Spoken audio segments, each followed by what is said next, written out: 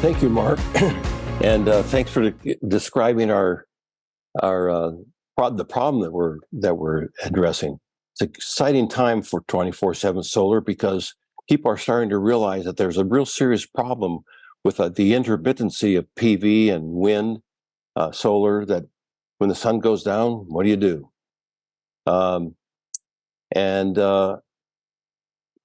We know that solar doesn't operate all the time, but 247 Solar does. That's our name, 247 Solar.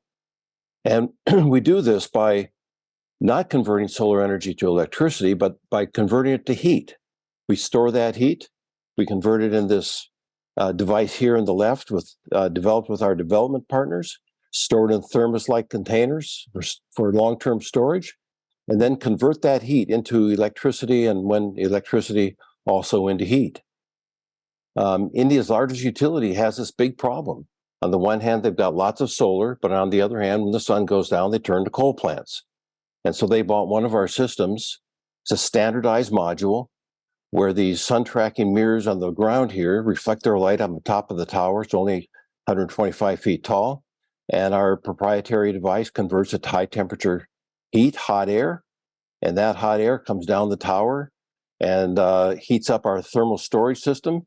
At the same time, powers our turbines on the ground to produce electricity 24 hours a day. Markets are huge. The industrial market alone, where we can produce both electricity and temperatures up to 1,800 degrees, 1,000 C, is huge, and we can address 80% of that because of our high temperatures. The 24/7 clean energy market is $75 billion and growing really fast, and the nature of our system is that we can address about 85% of that market. There's nothing else out there that does what we do. 24-hour-a-day clean electricity, industrial heat up to 1,000 degrees, both at the same time, applicable almost anywhere. We are astounded by the demand.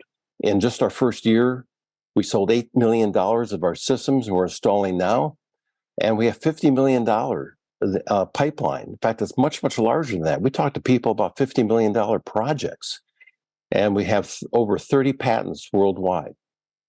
We're led by MIT alums and former executives of Toshiba and Siemens with over 85 years of experience in the industry. Our revenue targets are ambitious, but these numbers are actually conservative given our pipeline.